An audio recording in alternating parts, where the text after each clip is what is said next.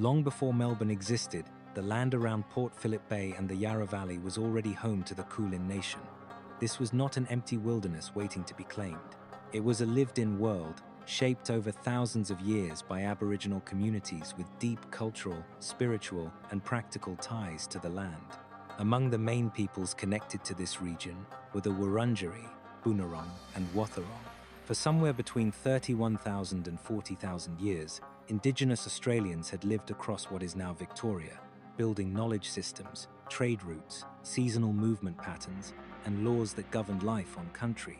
That matters, because the story of Melbourne does not begin with Europeans arriving. It begins with a place that already had meaning long before it had a colonial name. The rivers, creeks, grasslands, and bays around this region were not just scenery. They were part of a larger cultural landscape. Waterways such as the Birrarung, later renamed the Yarra River, were central to movement, food gathering, ceremony, and identity. Merri Creek, in particular, appears in early colonial-era artwork as a place of Aboriginal camp life, with families gathered by the water and fires glowing in the evening. These images offer a rare glimpse into the world that existed before settlement began to reshape the land.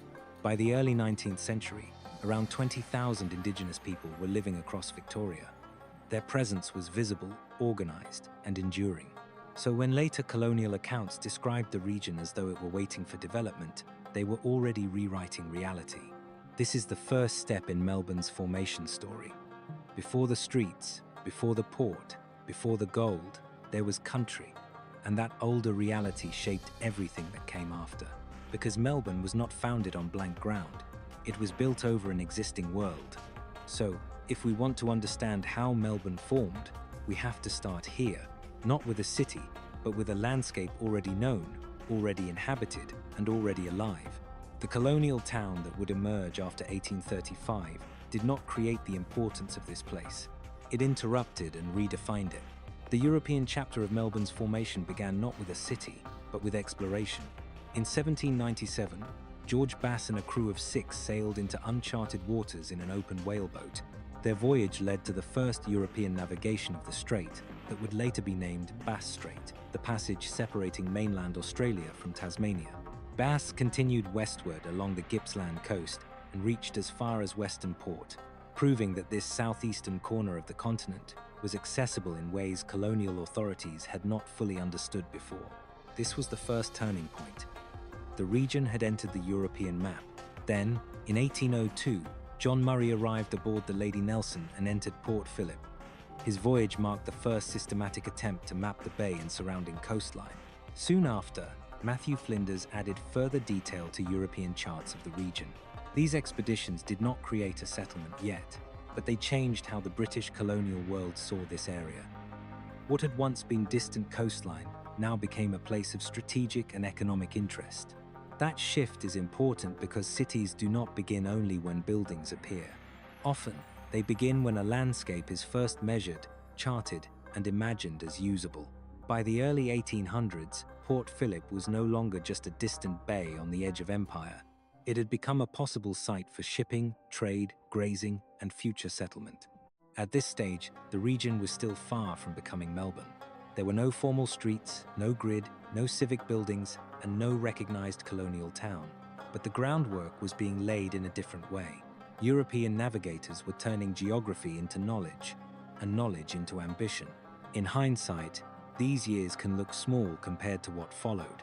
But without them, the settlement of the 1830s would not have happened so quickly. Exploration made occupation possible. It allowed the bay, the river, and the surrounding plains to be recast in colonial thinking as opportunities rather than unknowns. So the second phase in Melbourne's formation came between 1797 and 1803. The city still did not exist, but the region had entered imperial awareness.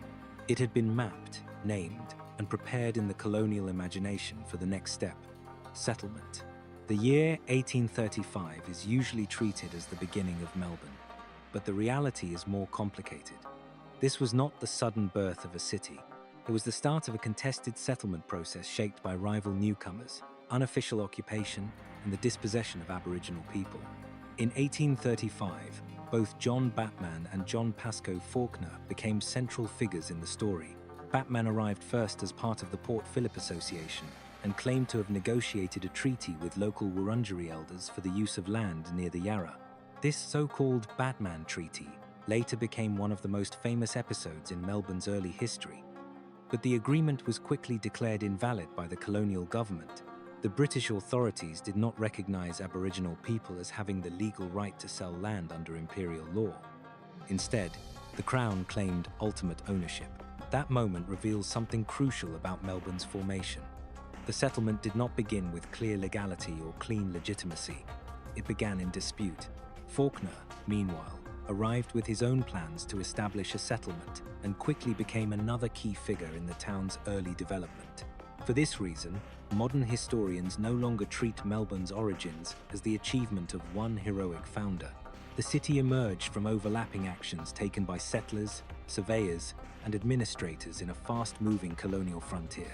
By 1839, only 4 years later, Melbourne was still small but already visibly growing. Watercolors from the period show Collins Street as little more than a dirt road lined with simple timber and brick buildings. The place looked raw, provisional, and unfinished, yet it was expanding with remarkable speed. Importantly, some early images also show Aboriginal people standing in the foreground, watching the new settlement rise on their traditional lands. That visual contrast says a great deal. Melbourne was not simply appearing, it was being imposed. So 1835 should not be understood as a neat founding date in the old-fashioned sense. It marks the beginning of a transition, from Aboriginal country into a colonial settlement, from rough encampment into an emerging town, and from uncertainty into a project that would rapidly gain official structure. This is the third step in Melbourne's formation. Not yet a city, not yet stable, but no longer just a mapped possibility. By 1835, the process of transformation had begun, and from that point onward, events would move very quickly. What made early Melbourne unusual was not just that it appeared, but how fast it was organized. Between 1836 and 1837, the settlement changed from a rough colonial outpost into a planned town with administrative importance and a layout designed for future growth. In 1836, the settlement became the administrative center of the Port Phillip district. That change mattered because it gave the growing town a new level of official purpose. Melbourne was no longer just an unauthorized encampment of settlers. It was becoming a colonial center linked to a larger system of government. Then came one of the most important moments in the city's history. In 1837, surveyor Robert Hoddle laid out the street plan that still defines central Melbourne today. The Hoddle Grid was strikingly ambitious for a settlement that was still very small. Its streets were unusually wide, and its orderly rectangular plan suggested confidence far beyond the town's actual condition. This was not the layout of a temporary camp. It was the blueprint of a city expected to grow. That same year, the town was formally named Melbourne after William Lamb, the second Viscount Melbourne, who was then British Prime Minister. Naming was more than a symbolic act. It folded the settlement into imperial authority and gave the place a formal identity within the British colonial system. Yet on the ground, the reality was still rough. The waterfront remained the center of daily life because almost everything arrived by boat: supplies, new settlers, tools, building materials, and news. Watercolors of the late 1830s and early 1840s show basic warehouses, timber structures, small brick buildings, and muddy, unfinished streets. The Yarra was crowded with boats loading and unloading cargo. Beyond the riverbank, the town spread only thinly. This contrast is what defines the 1836-1837 phase. Melbourne was physically modest but conceptually ambitious. Its buildings were simple, but its plan was bold. Its streets were still dirt, but its design assumed permanence. So this is the fourth step in Melbourne's formation, the moment the settlement became formalized. The grid, the administrative role, and the official name all appeared within a very short period. Melbourne was still young, but now it had structure. It had gone from being merely occupied land to being a town imagined for the future. If the 1830s gave Melbourne structure, the 1850s gave it explosive momentum. The discovery of gold in 1851 at places such as Ballarat and Bendigo transformed Melbourne from a small colonial town into the main gateway to Victoria's goldfields. This was the moment the city truly began to expand at scale. Gold changed everything. People poured into Victoria from Britain, Europe, China, and many other parts of the world. Ships arrived carrying fortune seekers, merchants, laborers, and supplies. Melbourne became the entry point for this movement. It was where people landed, bought equipment, gathered information, and passed through on their way inland. Even though the gold itself was found elsewhere, the wealth and traffic it generated flowed directly through Melbourne. By 1855, maps of the city already showed just how fast it had grown. The street grid had filled out, blocks were crowded with buildings, and the settlement was beginning to look like a real city. Yet the boom also created pressure. Housing could not keep up with demand, and temporary camps such as Canvastown appeared in South Melbourne. There, rows of white tents stretched across the landscape as thousands of newcomers waited for work, transport, or opportunity. The gold rush also reshaped the social makeup of Victoria. Chinese miners became a major part of the goldfields population. Despite facing discrimination and violence, they worked abandoned claims and often succeeded where others had failed. Their presence reminds us that Melbourne's rise was tied from an early stage to global migration. The city's growing wealth soon demanded political and architectural expression. In 1855, construction began on Parliament House. In 1856, Victoria received its constitution and full responsible government, showing that the colony was becoming more than just a gold rush society. Then, by the 1880s, Melbourne had entered its boom years. The 1880 Melbourne International Exhibition announced the city's arrival on the world stage, while buildings like the Federal Coffee Palace in 1888 embodied the confidence of marvelous Melbourne. So this is the fifth stage in Melbourne's formation. Gold did not just enrich the colony, it made Melbourne into a major urban centre. It accelerated migration, expanded the built environment, strengthened institutions, and gave the city the confidence to see itself as one of the great cities of the Southern Hemisphere. By the late 19th century, Melbourne had already passed through its founding phase. The question was no longer whether it would survive, but what kind of city it would become. The decades that followed turned the gold rush capital into the modern metropolis we recognize today. The land boom of the 1880s brought grand buildings, speculative wealth, and civic confidence. But by the early 1890s, that boom had collapsed. Even so, the city's built fabric remained. Structures such as the Wool Exchange and major market buildings stood as reminders of the era when Melbourne saw itself as almost limitless.